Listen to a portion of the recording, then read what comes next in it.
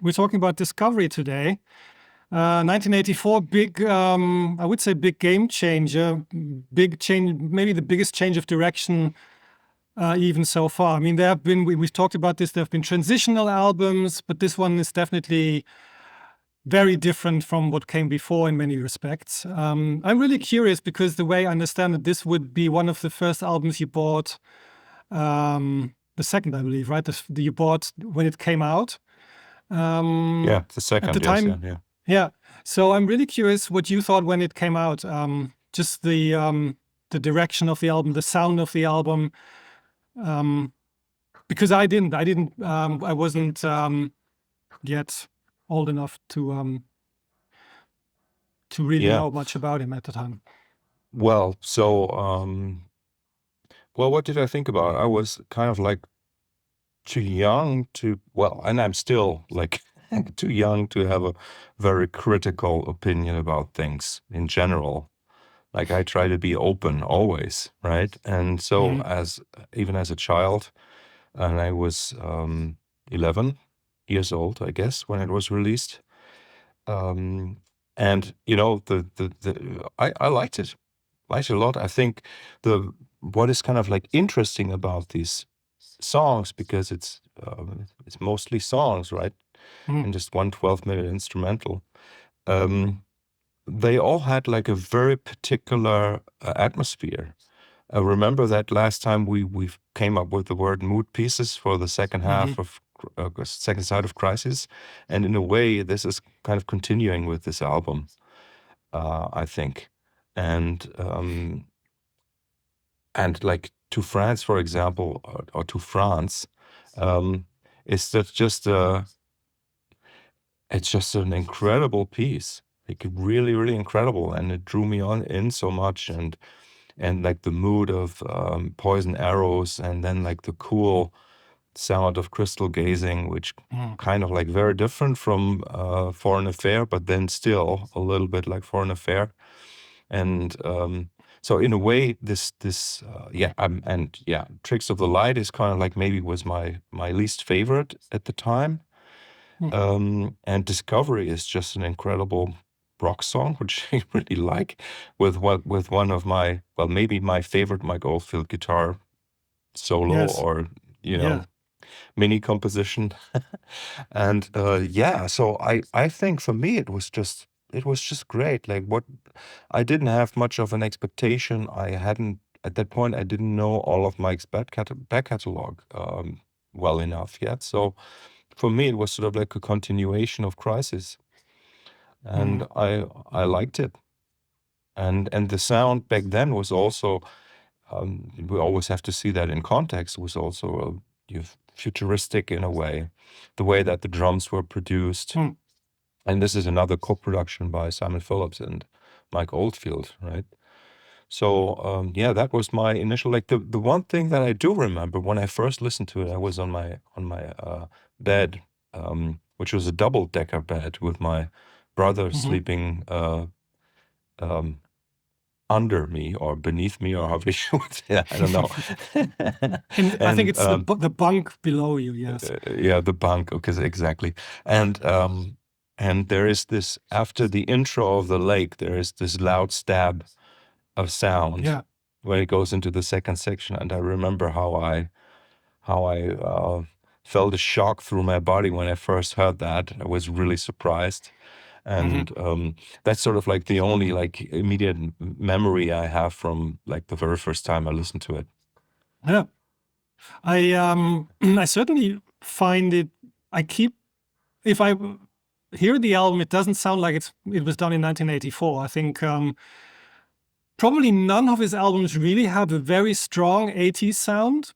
I think maybe Islands has sort of that does seem rooted like sort of in time a bit more, but this one, as you said, futuristic. Maybe futuristic is a bit too much, putting it too strongly. But I agree. Well, I actually think that Crisis was like the perfect marriage, let's say, of the eras. But here the Fairlight is sort of like very upfront and very yeah, back in the day it was sounding futuristic, I would say, but that is the part that has kind of like not aged too well for me. Those sounds like the cello or whatever, like fake double bass string sound, bowed string sound that you find on what is it, Poison Arrows, for example. And like the vocal samples in Saved by a Bell or something, those are really sounds of the time. So that's how we could say it's firmly rooted in that. And also like the way that the drums were treated sonically. But I still think it sounded very how should I say, intentional. Like it doesn't sound like it's a mistake, or if you know what I mean. Yeah. Not carelessly chosen sounds. I think what's interesting for me from a production point of view is that at that time in the 1980s, in the early 1980s, there had already been, we discussed this when talking about QE2, first attempts at making purely electronic pop music. And people would use a drum machine and replace the drummer, and would create entire albums just with synthesizers and keyboards. And I think probably most people would have expected, even though rock music was still big, that the future was always going to be in electronic music. Whereas today, if you look at a lot of productions today, there's always this hybridization of like if you want something that sounds like a guitar, sure you can create that with an app or with an effect, but why not just have someone play it on a guitar if you want a certain feeling? So there is a lot, like many people don't realize how electronic many acoustic sounding parts are and how still acoustic many electronic sounding parts are. So I think this album was sort of futuristic in that, especially Poison Arrows, I think that's a great track in the production, because it's really hard to say which part is played by an electronic instrument and which part is played by like a human. Certainly in sound-wise, not maybe feeling-wise, but sound-wise, I think especially the remaster, which is very close to the original, but it brings out the fatness of some of the production more, and I kind of like it. I think I know some people actually use this as a demo album to highlight, like for showcasing hi-fi systems. It sounds really great still today, I think. Yeah, interesting you say that, because for me, it's maybe the least well-recorded album of his in the 80s. That's interesting. Interestingly enough. Yeah, because like the standard is, in a way, it's a high standard. Like even given all the experimentation sonically, it's sort of like a high standard, especially with Crisis. And this one, Discovery, is a little bit less. If you're listening, I mean, okay, like I had the vinyl back in the day, and then also got the first CD, and the first CD transfer is pretty bad. So that's sort of like what I have in mind when my mind is playing it back internally, right?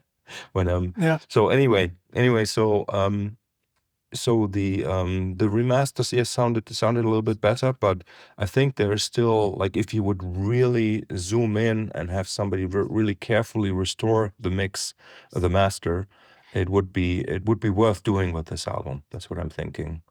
Yeah, could be. Yeah, like one of the sort of like features of the song side, and I mean all songs here, is that they kind of flow from one into the other in a way that really is kind of unexpected for these kinds of like diverse range of songs. Yeah.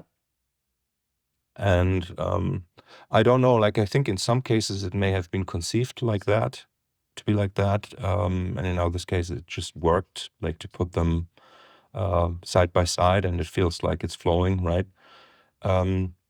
The fact that he's like using the main theme of To France also, in Talk About Your Life, Mhm. is sort of like an Oldfieldian thing to do, right? And then there are a couple of really interesting things, like the I don't know if anybody like noticed that, like the end of side one, so the end of the song Discovery, has sort of like this drone. Yeah. And I think, and I think, and at least like there's a similarity, but I think it may actually be the same chord that ends Herge's Ridge. It's definitely very interesting. Yeah. Especially after this really pure rock song, it closes out with this ethereal. Yes. And in a way, remember that we were saying that on Crisis, like the resolution of side A is the beginning of Moonlight Shadow, right? We only get like the tension and it's the same here with this record. So Discovery, at the end of Discovery, has that tension, that unresolved tension, and then it resolves to the da da da da line, with the beautiful, and that's like where the Oberheim string sound kind of like plays a big role in Talk About Your Life, right? Yeah. I have a few thoughts on the arrangement, as it were, of the album. So I think you mentioned it, that it flows together very well. Of course, retrospectively, this can be a coincidence in the sense that maybe it wasn't, let's say, intentional to have this flow, but I have a feeling that it is intentional.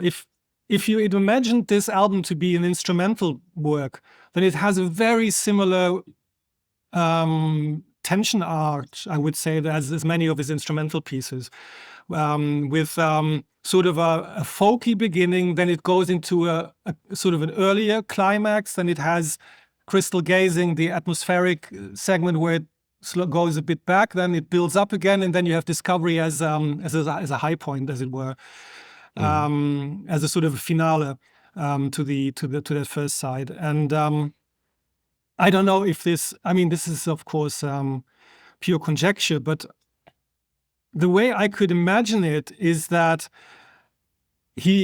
maybe he did feel pressured to come up with a commercial album or continue the success of Crises. And maybe it was suggested, or probably it was suggested, whether in jest or like as a more serious business suggestion by Branson to record an entire album of songs. I actually doubt it, but let's say he felt pressure to do it.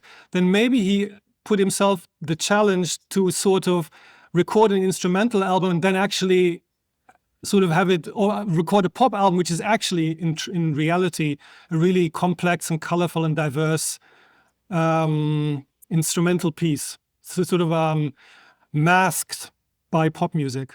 I think it's very possible because the songs, this is not, there's lots of people who have very bad things to say about this phase in his work, but these pieces are not just simple pop songs. I think they're really, really, each single one of them is sculpted, and every detail, there's lots of details in there, and the pieces do not have a regular structure. There's no copy pasting in there at all. I think what we were saying, that they are setting a very distinct atmosphere and mood.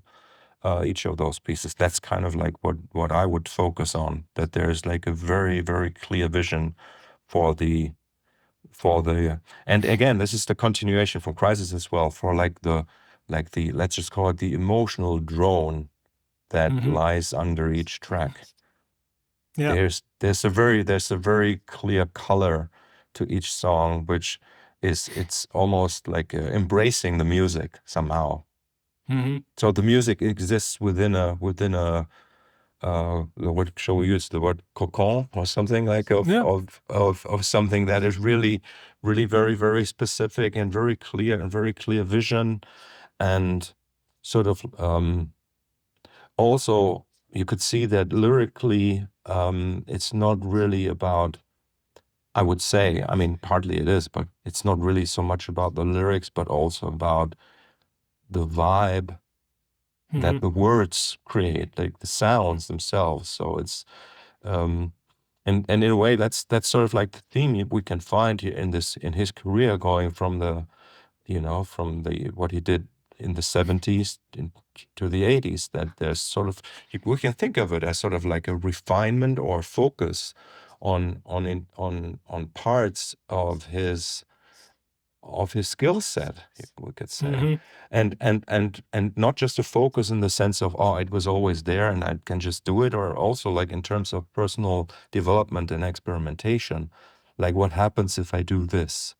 And I very much see like big chunks of his career as doing that rather than you know what I mean, like rather than just kind of like relying on things. Right? Yep. There's always the experimentation is always part of that. And you're right, like in the context of maybe the record company asking for another hit song, which actually he delivered, which is just fantastic, right? And like to me, To Francis is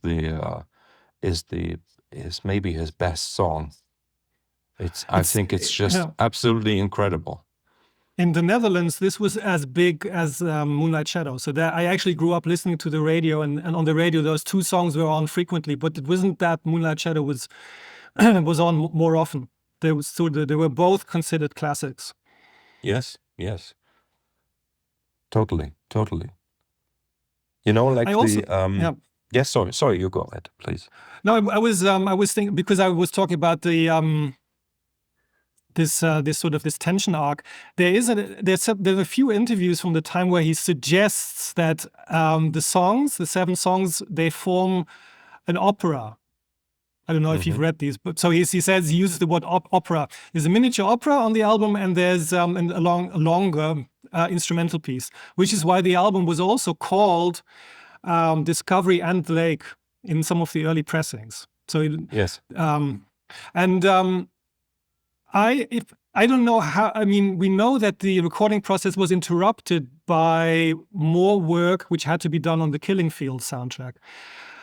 I don't know if that played a role, but if you take out Saved by a Bell, and then you would be able to put what's it called? Talk About Your Life on the A side, then you would have a complete cycle. Then actually the music would come full circle at the end of these 6 songs, and then he could have extended the Lake on the B side into a long instrumental again, and then we would have a very similar album actually to Crises, to 5 Miles Out, and to Islands later on. So maybe it's not as different as I think it is or thought it was. I don't know. Maybe that's my looking at it from a wrong perspective. But somehow I always thought Saved by a Bell. I really don't like that particular song. I think it's too over the top. And I think there's a beautiful cycle for these 6 songs without it. And then I always thought The Lake is incredible, but I always thought maybe different sections could have gone a bit longer, developed into something a bit bigger, especially considering the incredible work he did on the Killing Fields and some of the more melodic and harmonic sections of that. I don't know. That's just I don't agree. I think like the first side, like Discovery, is the clear end. There is no way you could have a song after that to complete the cycle. At least in my. I mean, I know what you're saying, but I think it wouldn't be as nice the way it is now, where the second side, which is slightly longer than the first side, I think this first side is maybe only 18 minutes or something. Second side is like 18 minutes or 20 minutes, I think. Here, well, again, like we really don't know. But anyway, so the second side, to me, those 2 songs and The Lake, they sort of are have some sort of progression. There's a progression within those as well, right? And like, I mean, for example, I mean, like, tell me, you say you don't like Saved by a Bell. I kind of like it because it's really bizarre it's a really bizarre song, and so like lyrically, like the verses and the chorus, they have nothing to do with each other. No. Right? And so I was always wondering what he meant by that. That like is basically describing like the stars and like, you know, like watching the night sky, I guess, you know, something like that. And dreaming about that. And then, you know, the chorus is saved by a bell, suffer in hell. And but you were too blind to tell. And I'm sure that's autobiographic, that, you know, that there's something about his time at school, or it's referring to something like that. Maybe that he was a dreamer, or you know, like that it's actually the school bell, or and the other tubular bell, the tubular, yeah, and he was, yeah, that, you know, could be like he was saved by that, but at the same time it also brought him hell. And then in a way the lake is kind of sort of like a, I don't want to use that word, but I'm just going to say like a light piece of music, in a way where he's kind of like letting go of expectations of tension, and it starts with these little bell-like fluty fairlight sounds, and it also dies out with those same sounds at the end of the track.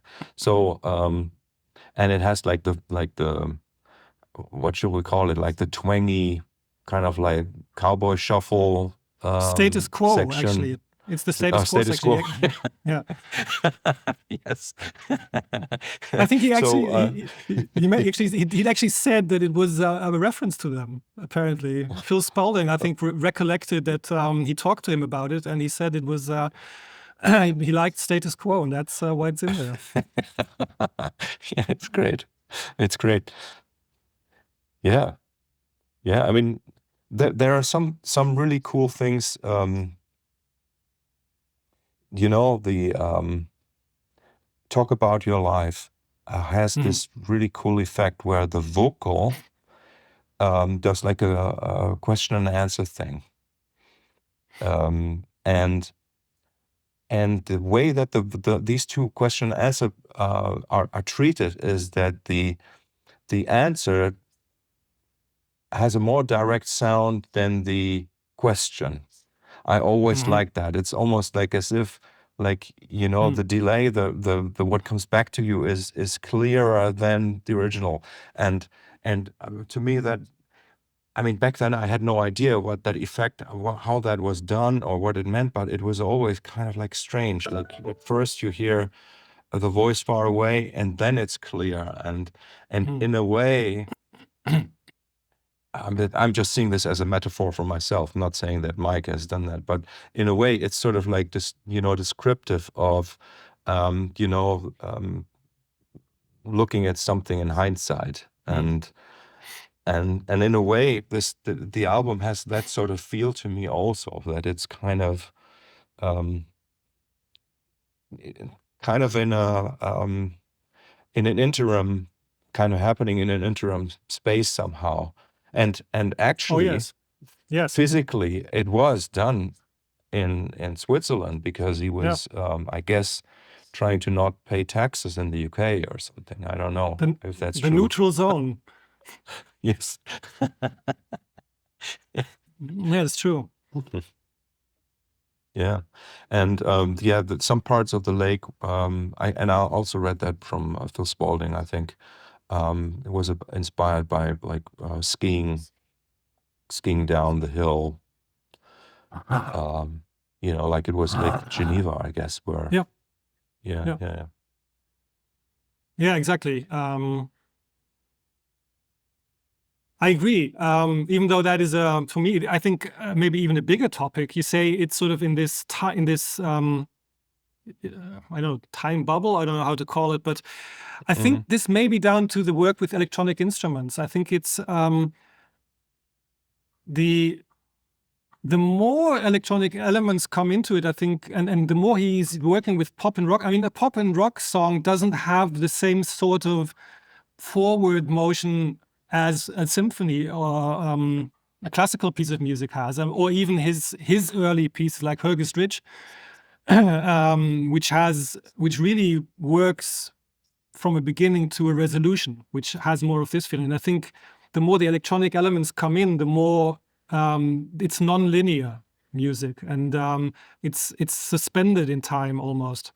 And that feeling, I think that's why I like The Lake so much. Actually, I think it's really a look into like a wondrous moment, and it doesn't really move from a doesn't cycle through themes and develops the themes. It goes somewhere from somewhere, and it's really wondrous. And I like the floating sensation it has. This, like, there's really sections which you would say, like, he goes from the status quo section into this sort of I don't know what to call it. The chinois sort of has an.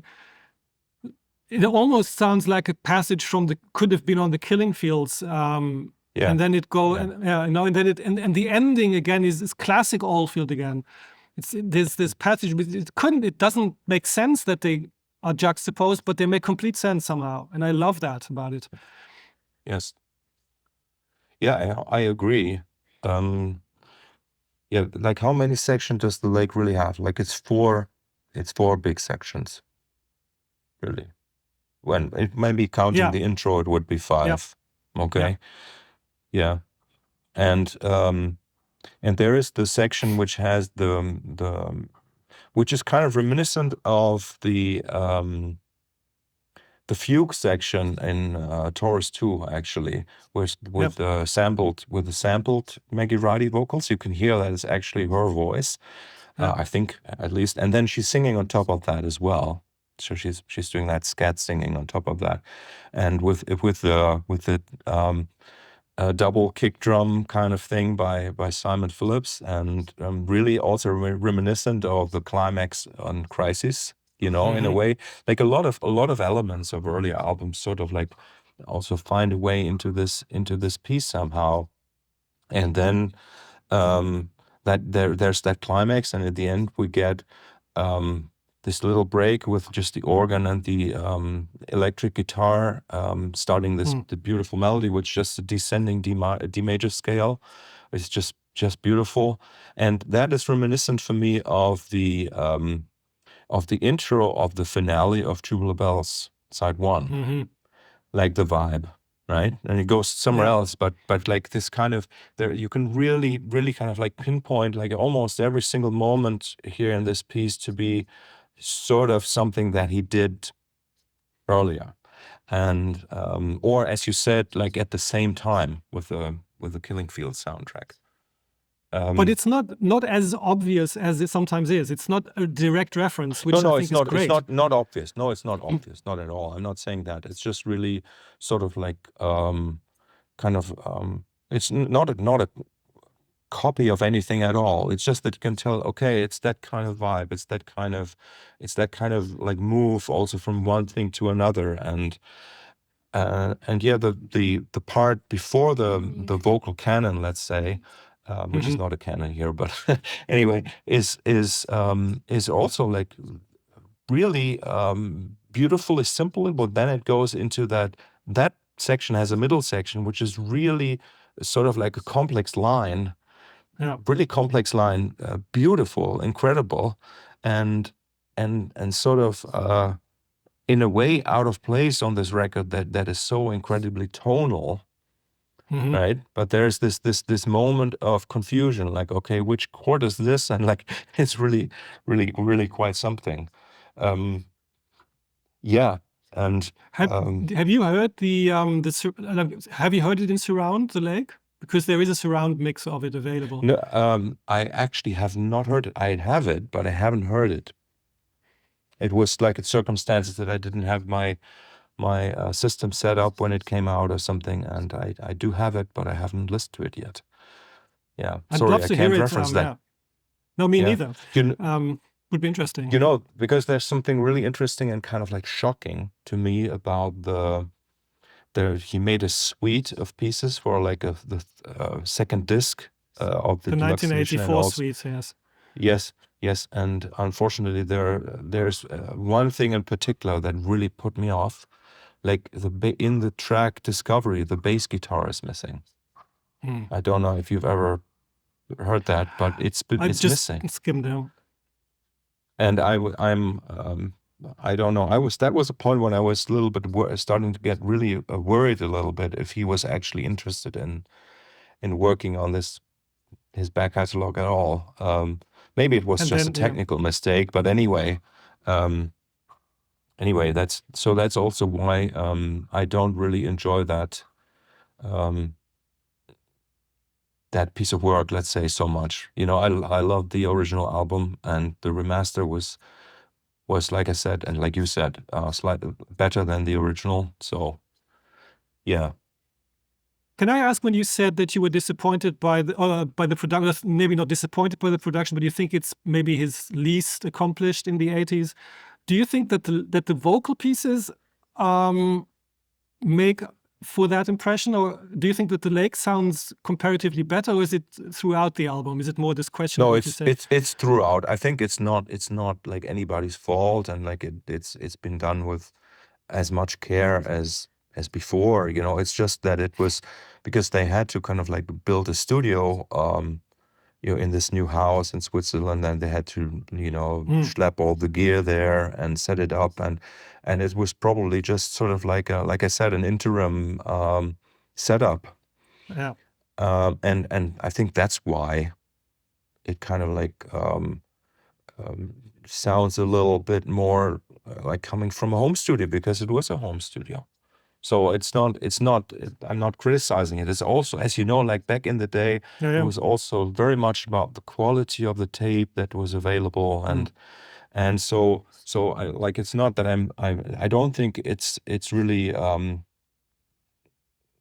it's really due to anybody's fault, really. It's just that something is just slightly less, yeah, it's a little bit blurrier than the others. Yeah. So especially compared with Islands, right? The next big thing he did, which is really pristine. The quality is incredible on that, right? So anyway, so you yeah, maybe it's because I just like the sound of the album. I mean, good, like, it's not even a question for me of good or bad. I think the Lake, especially, it sounds almost electronic, and I think that, to me, makes it so. It is largely electronic. There's a lot of electronic in there, yeah, and it's. Yeah. I think it's so. It has such a. I feel it's such a trip. I think that piece, and even this weird twangy shuffle thing in there. It does take me out of it, but it's sort of, it's so, everything in there is surprising. Even after multiple listens, it keeps being this weird little thing. And maybe it's sort of my 5 Miles Out, which you have with 5 Miles Out, that is this piece of this overflowing. It's almost like that for me. It's really keep being surprised by it. Yes. No, I like I said, I mean, to me, I love that album, and it has like this very, very distinct sound. And again, sort of like the cover imagery, the color, like everything really kind of like blends beautifully with this album too. And it's sort of, it's the second cover. It's basically just a variation on the Omadon cover, right? Yeah. Yeah. Yeah, it is. It's really pull. I mean, like, Paul said mood piece, but this is the cover is a mood piece. That's really looking inward. Yes. Do you know who took the photo? Is there a credit? Let me have a look. Anyway, like, while you're looking, so Dan To France Kramer. is Dan Kramer. Yeah, never heard of him. Like, but you know, like, To France, for example, is one of these genius pieces, like, where years later I was trying to realize, like, why is this so odd? to me. Like, I mean, it's Mhm. like very simple song, 4/4 and blah. What's so odd about it? And then it occurred to me, okay, so it's a song where the chorus has a pickup. Like it Yeah. goes da da da da 1, right? So and then, but then you get only 3 bars. Mhm. So the chorus is really only 3 bars long, and the pickup is either, and this is why it's so cool, and he does it even, like practically, so that pickup could be seen as the 4th bar of the chorus, Yeah. or it can be seen like it is, or as the first bar of the chorus, and he plays with that. Yeah. I love that. It's just so funny how you don't really know, like, where does the cycle start and end. Yeah, And when I it's was young, beautiful. I actually thought that the rhythm changes. I actually thought there was a change in rhythm there, but there isn't. But it Yeah. gives off that impression. That's really incredibly ingenious. Yes. Yeah, and it's sort of like a lesson in songwriting. This song also, like, folky in the sense that, like, something that is particular about songwriting or songwriters is that they would usually use 1 chord per bar. Mhm. Right? That's the usual way that, people would write with but here, like, na, da, da, da, so every quarter note has a different chord, Mm. right? So Yes. for the pickup line, and it's just beautiful. And the melody, the lead Mm. melody, like, who comes up with that kind of stuff? It's like, and for me, like, these musical ideas, if you're, and I don't know if you agree with that. Like, we were saying that it's sort of like a continuation of Crisis, but then also there are so many surprising new elements in this, and especially melodically, that I wouldn't that simply couldn't have existed on Crisis. Yeah. Like, it was not part of that sphere. And so, like, Yeah. he's really getting into a completely new sphere here. And at the same time, and this is like something that, like, people were making fun of even back in the day, was that, like, Moonlight Shadow and Poison Arrows is the same melody. Mm. Exactly the same melody. Right? So he was certainly kind of constructing part of what he was doing there. So it was Yeah. not everything may have been like an intuitive, stroke of genius or something, but Mm. really an act of design. And that's really also like what the album sounds like a little bit, with Yep. the drum parts in most pieces are also very, like, really parts, not grooves. If you Mhm. know what I mean. Like, it's more like still more like a percussive thing. So in a way, a continuation of what happened on the track Crisis, right? So, Yep. and Yeah, I then totally also, agree like, with that. Yeah. Especially the drum part. That is really interesting. When you hear the album like this, you think sometimes it isn't really groovy, but it gets the message across. And then you hear cover songs played by other artists. There's a very faithful rendition of the title track by a German metal band, and you would think that when they play it would be heavier, but it's not. It's actually less heavy yeah, of because course. they just play the drums like a drum set. And like you said, it's in the piece, it's much more orchestral, more percussive, and it has a lot more force. Yeah, exactly. And, like, the reappearance of the cowbell, for example, like Yeah. the shadow on the wall cowbell in Crystal Gazing, right? Yeah. I think that's where it's great. It's great, and everything is so carefully crafted in terms of the percussion, and that's Simon Phillips, right? And the funny thing is that Simon Phillips is very much a drummer who plays the full kit and who makes the Mhm. kit sound like one instrument. But on these 2 albums, Crisis and here Discovery, he's really more of an orchestrator Mm. of drums. And I wonder how much of that really is due to the fact that they were working together. I think that may be Mm. like the catalyst there for playing things a little bit differently Yeah, was probably Mike's, and maybe I don't know. It's also possible that Mike did demos with a drum machine or something, and then all that needed to be very done likely. was Yeah, to kind of like replace those parts. I don't know. it's very likely. I mean, for the live tour, a lot of the stuff was not everything, but a lot was played along to the Fairlights. So that suggests that there is a sort of a structure Oh yeah, for which sure. on top of which the music is played. Um, Yeah. so that would be very likely with the drums as well. And they have sort of a very, like they have this step, this marching feel very often. This, as I said, it's not very groovy in the sense, but it somehow anchors the music because the rest of the music around it is super dynamic and super ornate and has a lot of rhythmical intricacies.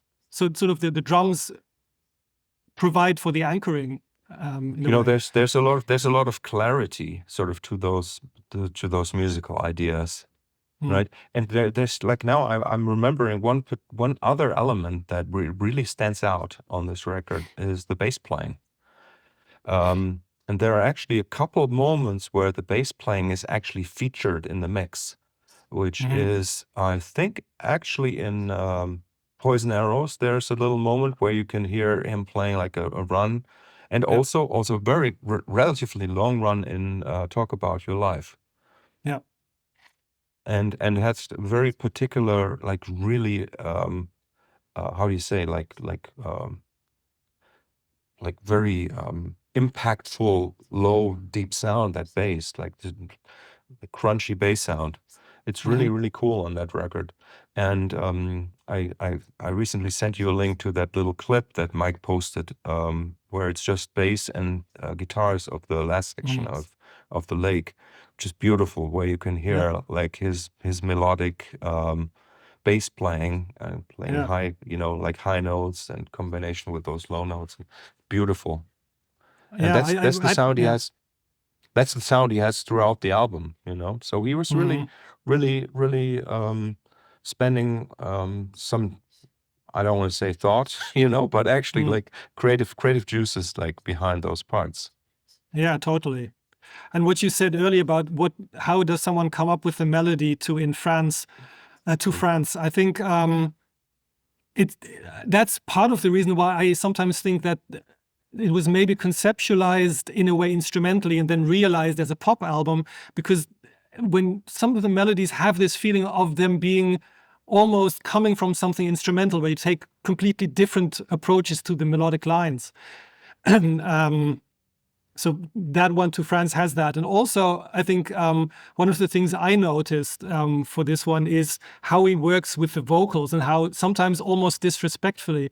So in To France, Maggie Riley changes accents in the piece. So there's passages where she sings with almost American, where she has the American accent almost, and in the beginning it's the British one.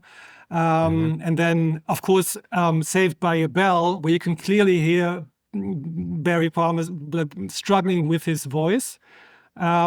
And he had a bad day. He had a bad voice day, and he wanted to come back in, but he wasn't allowed to come back in. So to Mike, apparently, it's I think the voice is just a coloring, and maybe sometimes the straining and the, like, from a singer's perspective, the mistakes, they actually suit him just fine, because he's thinking differently, at least on this album still, about the music than a more pop-oriented or folk-oriented vocalist would do. I find that really fascinating.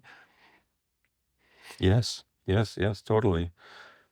And so, like, what, as a man of the word, like, what do you think of the lyrics on this record? And is there sort of like a common theme? Is there sort of like something you identified? Yeah, I thought about them a lot. I mean, To France probably is probably sort of an outlier in that sense. I think that's a story of its own.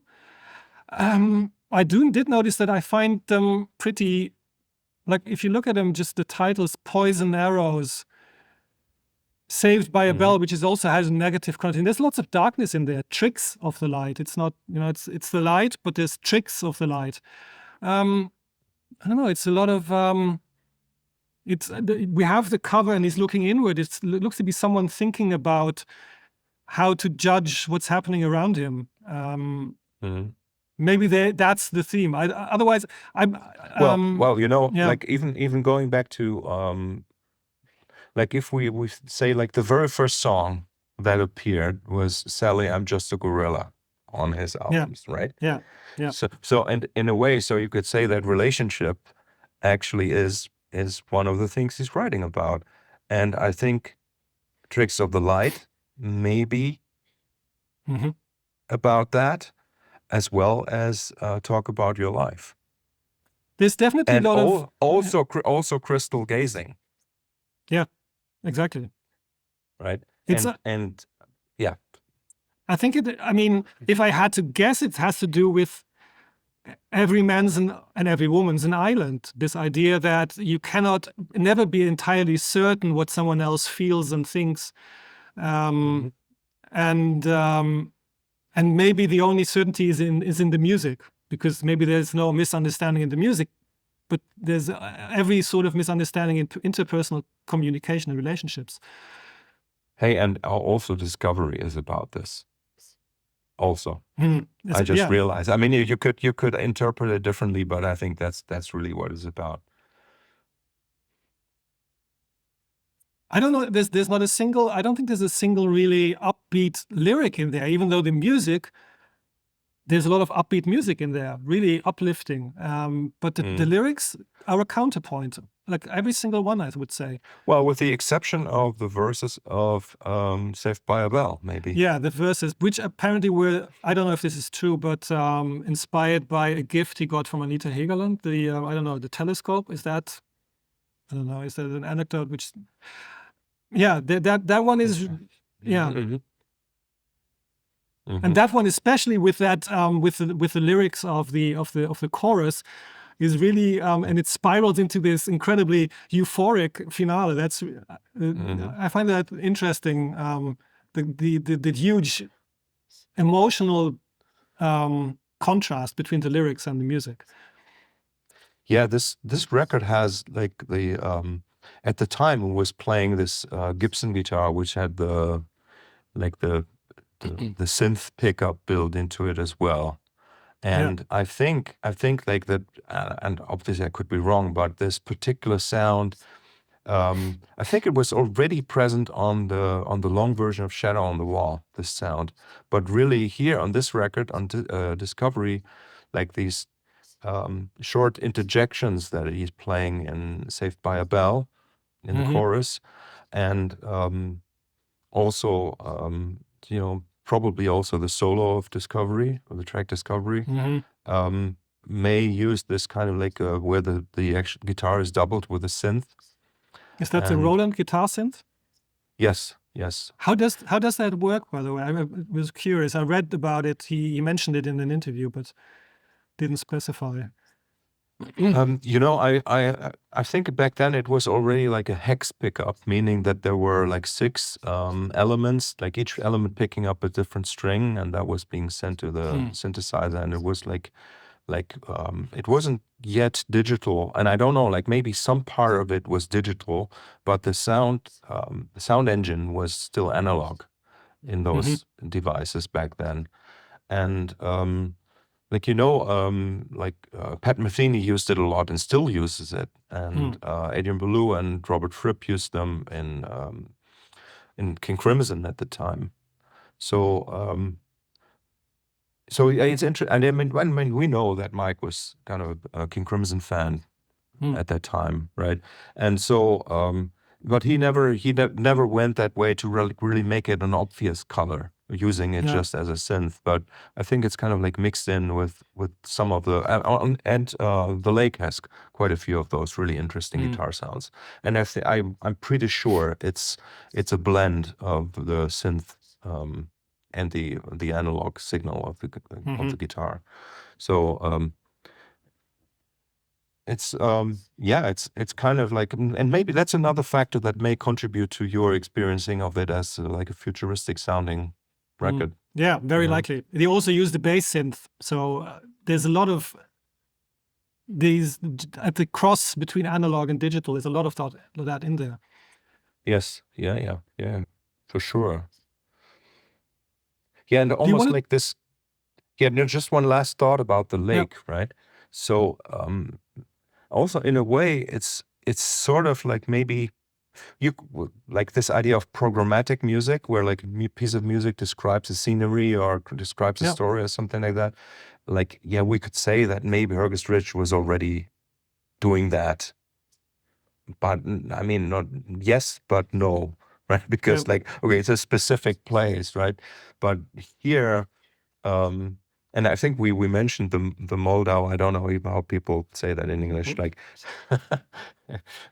so it like the lake kind of like starts like with these, which could be like either droplets of water or it could be snow. That's kind of like, you know, and then the status quo section would be the skiing downhill, or you know, like all this.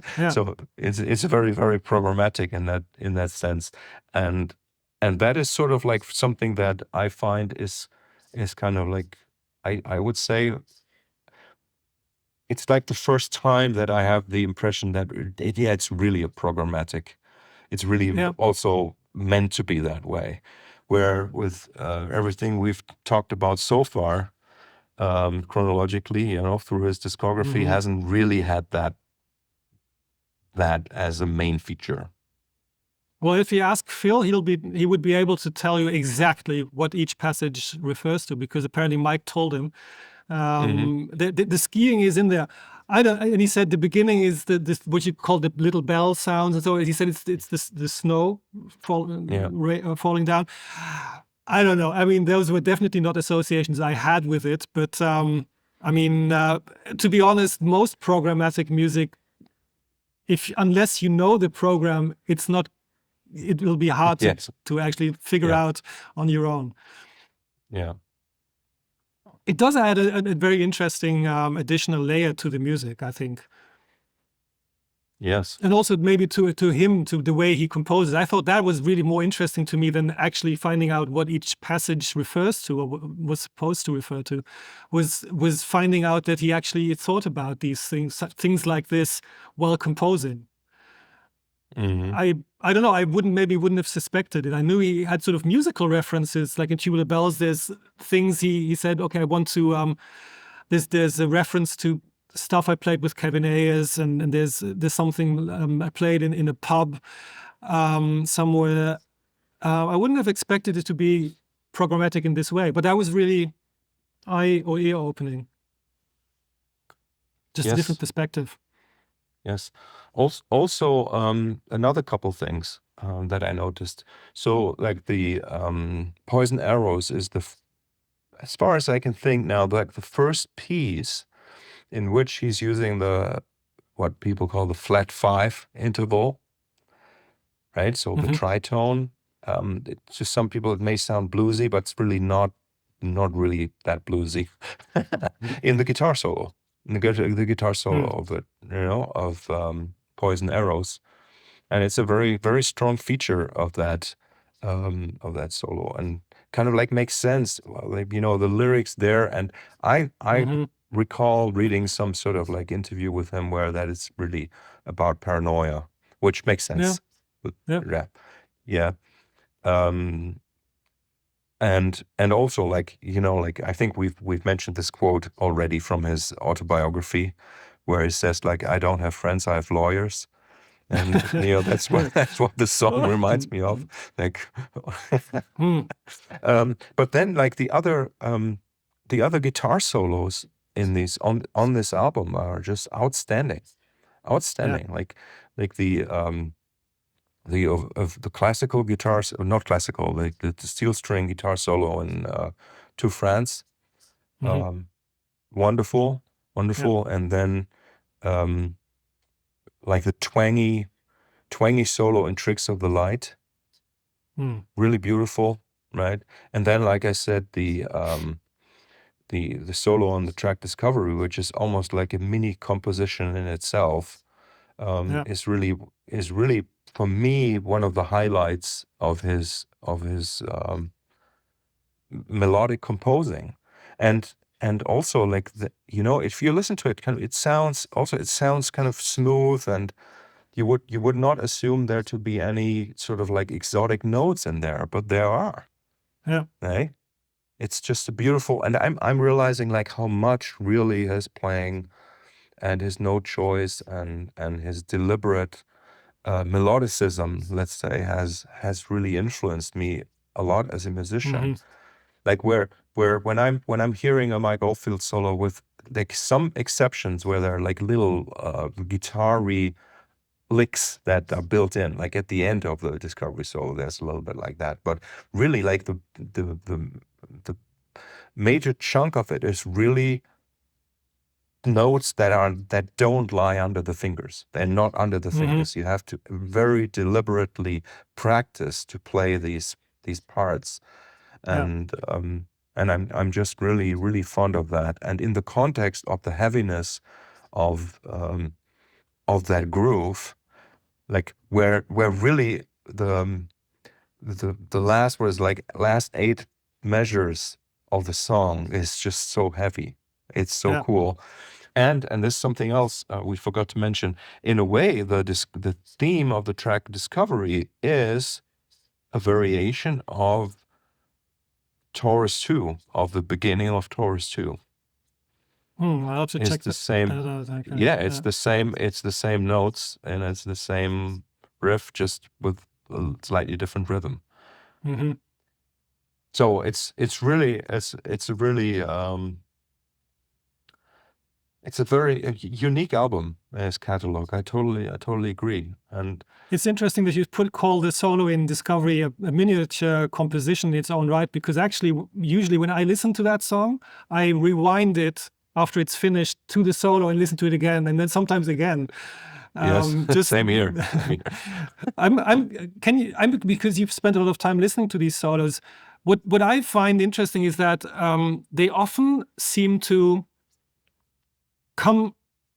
they develop their own melodic lines. It's not like a jazz solo where you pick up a theme which was there before, and then you develop it, and then you just play a few licks over that. It seems to be its own thing. Is that impression correct, or do you think he draws it from some elements of the song which are just very out there, like not that apparent? Well, I know what you mean. So first of all, like, here's a little story. When I first played this song to my guitar teacher back then, who was a Mike Oldfield fan, but he only knew the earlier albums, and so it must have been like in '86 or '87 that I played him Discovery, and he heard that solo, and he was like, the first thing he said was, "Wow, that's like incredibly like folkloristic." So he immediately heard the folklore part in that solo, which I find very interesting. But there is some truth to it, right? It's not a. I think you can like kind of like define Mike Oldfield more like by saying what he doesn't do rather than what he does do, because like what I said, like what he does do is very deliberate for like the music, for the music's sake. Yeah. So there's and that's really in the case of like the great solos that he played in the '80s, where it like would be Shine, and Shine really one of them, and like Discovery, for example. You are right that the solos are like their own world, and they don't necessarily draw from the track itself, and not necessarily taking motifs from the track itself, with the exception of maybe on this album, To France, where the solo is not referencing the main melody per se, but it is in there. Yeah. It's even though it's not super long. I think it's by far the longest solo on that album, but it's not super long even. But it has, within this short time span, there's so much happening. It's insane. And when you think it's, I think pretty much around the half mark of that solo. You think it's over, and then it builds it up again, and it really lifts the entire piece to another level again. So it's Yeah, really and remarkable. also this this way of mixing up the triplets and the 16th notes, and like the way that it's rhythmically free, and then combining like the sort of like linear scalar movement with larger intervals, and like jumps going down like 2 octaves, you know, for just a second, and then going back up, and like all these really expressive, yeah, like I said, deliberate, composed. It's really like my aim would be to actually, like it always is, like to be able to play like Mike, which but it's impossible. I have to say it's impossible, right? Obviously, because he is, you know, it is. But I have learned a lot from him, like especially like these slides that he does, like a whole octave sliding up and down on the string, and like jumping around, and like this, like I said, the switching from 16th note to 6 tuplets, and this kind of stuff. Yeah, that solo is really quite something. And like if somebody would ask me like which guitar solo should I learn, I would always recommend Discovery. You know, to learn that. Aim high. Yeah, aim high. Hey, and there's something else that I just kind of like remembered as I was talking about it, the solo for To France has if you pay close attention, you realize that it's like the solo is actually doubled with some sort of fluty sound. So again, like you can see, no, it wasn't improvised. It was written and orchestrated. Very likely, yes. Well, not likely. I mean, it is, because we can hear it, right? So. Well, he could have added the flute later on. I mean, and just overdubbed it, but. Yeah, I don't know, but yes. It doesn't. But I agree that it just simply doesn't sound like it. It like really sounds very, very consciously constructed. And that one too, yeah. And in the fade out, well, not the fade out, because on the record it doesn't fade out, right? But the again, like the end section of To France, where you realize, and this is like something that he's done a lot, where basically the chord sequence itself is a melody. So like you take away the lead parts, and you still get there's still a melody left. So it's like this nested levels of melodic information, and it's just beautiful, and how it then kind of like almost morphs into Poison Arrows. It's really nice. Yeah, and it would be also in terms of speculation. It would be really interesting to think about what the album would have been if some of the other cuts which we didn't make it had actually been included. Especially, I think, in The Pool. I think that that lends credibility to to this idea that maybe that the instrumental underlying can stand on its own, at least.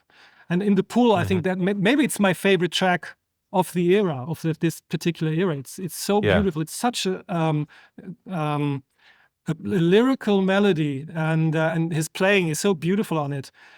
It's insane to think that it was a B-side, and that they didn't. I mean, okay, there seem to be versions of it, but they probably weren't finished. But even as an instrumental, it would have been great on the album. Yeah, I agree that it's one of my favorite tracks as well, but to me, it wouldn't have fit on the album. So even as part of a larger piece, it wouldn't have worked, because it's such a strong statement by itself that it really kind of transcends the album. That's sort of like my idea about it. It is really something that is a B-side, and it's a great B-side, and it has again, like it has the Gibson synth, it has the Gibson guitar with the Roland synth. It has like his trademark thing where he's like doubling like a short, like a picked acoustic or even like classical guitar. It's overdubbed with an octave up lead guitar, distorted guitar sound, and it's really kind of has many of his signature kind of like arrangement techniques and stuff. But then this one really has, and this is sort of like a first, it has that sort of drum groove. This is a groove now, which is very much like I hate to say it, but like reggae kind of vibe. And in the pool, it kind of like has that reggae vibe with a pina colada, like in your hand somehow. And it's based on that sample of whatever it is, like maybe somebody stirring a cocktail, or I don't know. Yeah, maybe.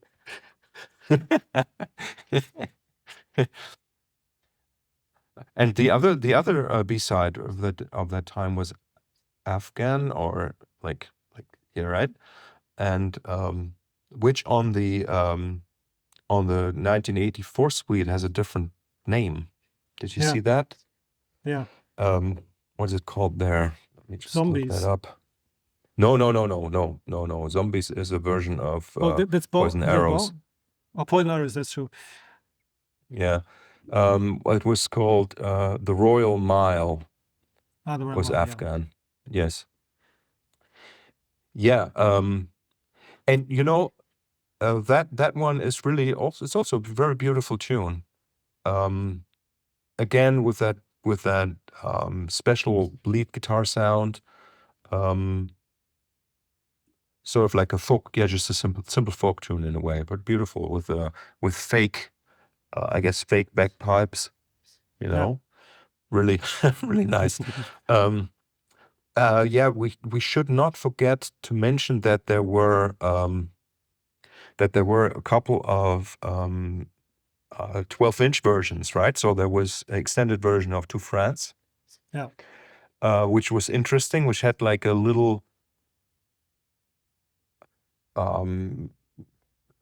stripped down version, just drums, guitar, bass, kind of like one verse inserted, as far as I remember. And then there was like the instrumental version of Tricks of the Light, which was just the melodies played with a bell sound, right? And yeah, we forgot to mention that Tricks of the Light is special because it's a duet, right? It's Maggie Riley and Barry Palmer alternating. Yeah. I actually had the 12-inch at the time. I for whatever reason I had the 12-inch long before I had the full album of that particular song. Yeah. And there's like just one other B-side, which is this odd piece, Bones, which really is a Killing Fields outtake. I'm certain, or it was just like maybe an experiment he did at the time. Yeah. Well, there were already 3 hours or so of unreleased music from the Killing Fields, written but never published on the official album. So it was a productive time of which there is not all that much, like only a fraction of what was composed actually ended up on a recorded album. Yeah, and I know that, and I mean, I guess we're going to talk about the Killing Fields as well, right? Yeah. We should do that. Yeah. Because in the film there were a few scenes that had music that was not on the soundtrack album. Yeah, I mean, the Killing Fields for me is like a separate thing and deserves it's like a separate podcast. Oh, for sure. I mean, that's nothing out of the ordinary. But I thought with the sound, like with the special editions, it would have been nice to get a little more of that, because some of that is just really astounding. And the experimentalism of it is incredible. I just listened to the whole thing again today in full, and it's just such a again, it's just a weird but absolutely incredible synthesis of things happening there. But it works somehow. Really bizarre. It totally works, and in a way, the standout track, and we haven't talked about it much at all, is to me is really Talk About Your Life. Okay, that's interesting. Yeah, it has like a sort of I'm saying standout for like many reasons. Like it has like a very, very unique vibe and space and kind of like use of the elements, let's say. For example, like this is because I like making these references back to other tracks he's done. The rhythm guitar parts are reminiscent of North Star and Platinum. Yeah. Mm-hmm. Right? And it's beautiful with the organ, like the organ sounds, and it's just with the Oberheim and the beautiful, like incredible drumming, really, really incredible drumming. And Maggie Riley's voice is just unbelievable on this track. I think this is the album where she sounds the best. She actually sounds really good on the tracks, the fewer tracks she does on Earth Moving. But I think this is her album. This she sounds so gorgeous on these pieces. Yes, absolutely fantastic.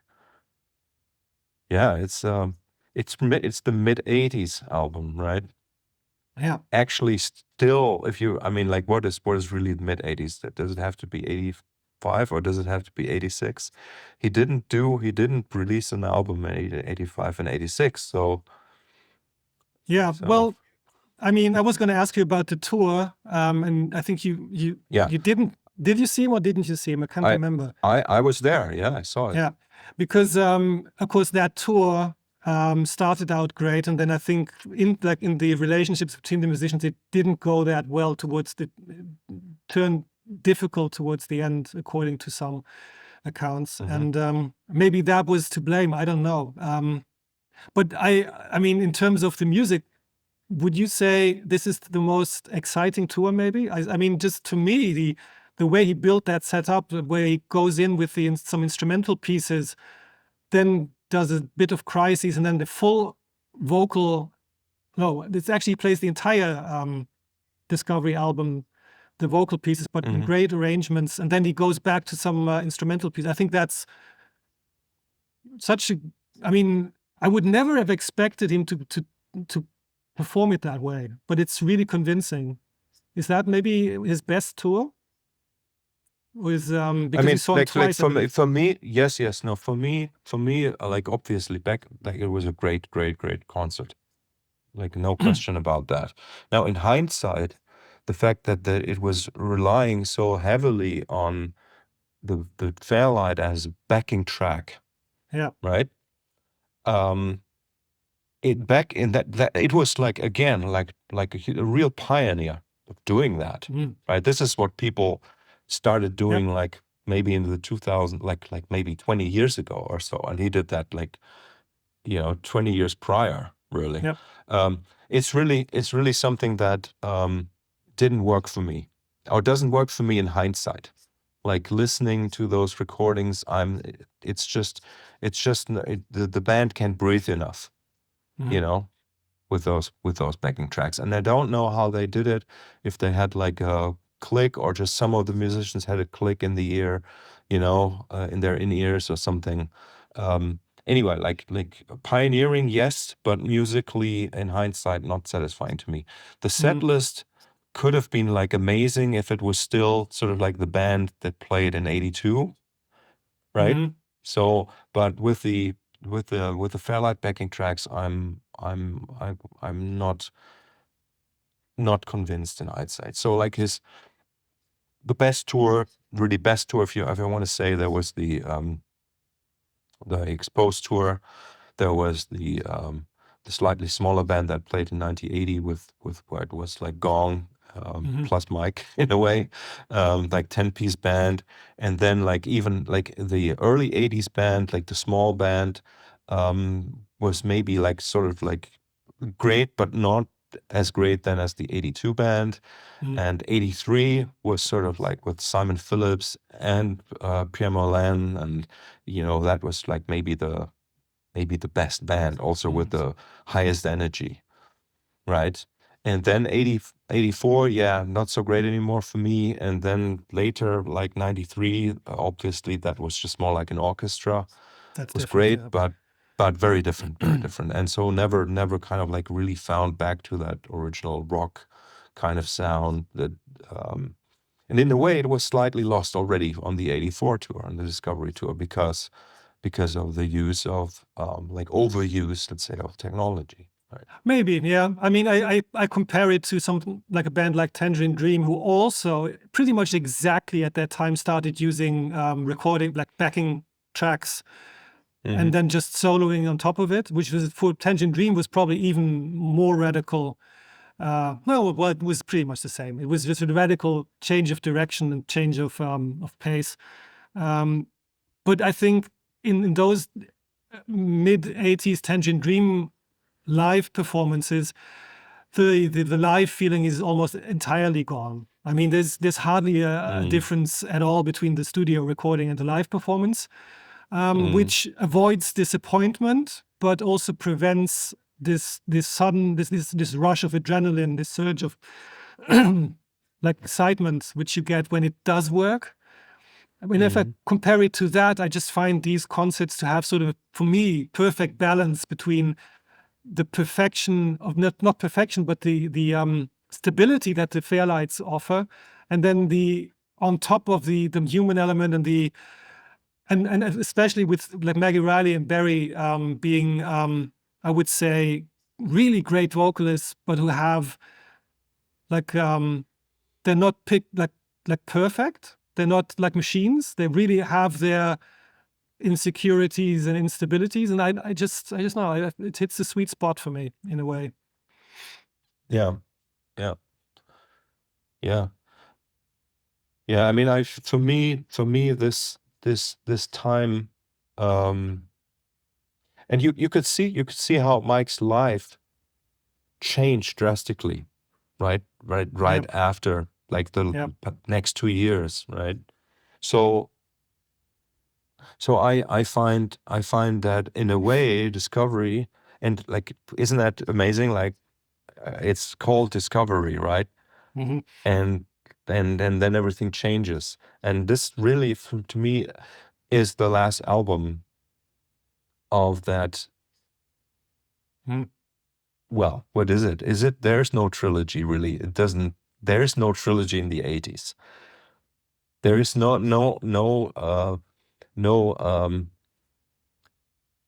cycle that's bigger than 2 albums, really. Yep. Yep.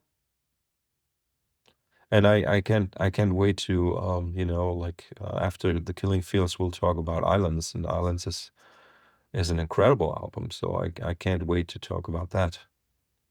Yeah, that will be interesting, because I think that's really where maybe opinions will go their like separate ways.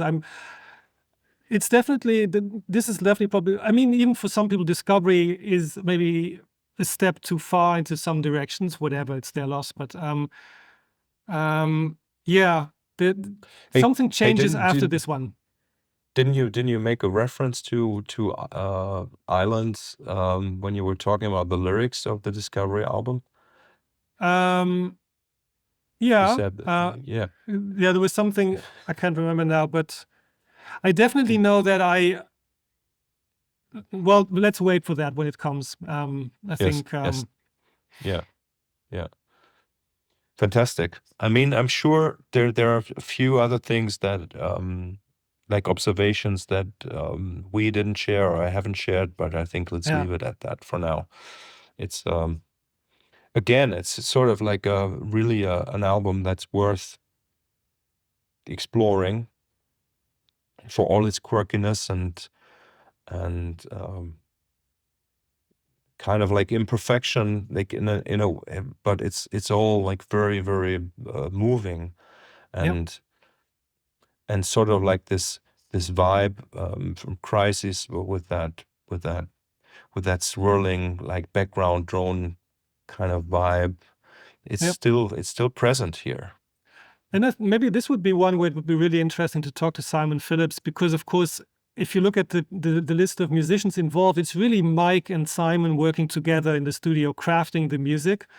And so there's a lot of interplay between the two. I mean, it's Barry and the vocalists, they were just in for very short sessions. And anything, and then they're out again. And anything else is just Mike and Simon working on the music. And that's maybe also why the drums take on such an important role, and why, because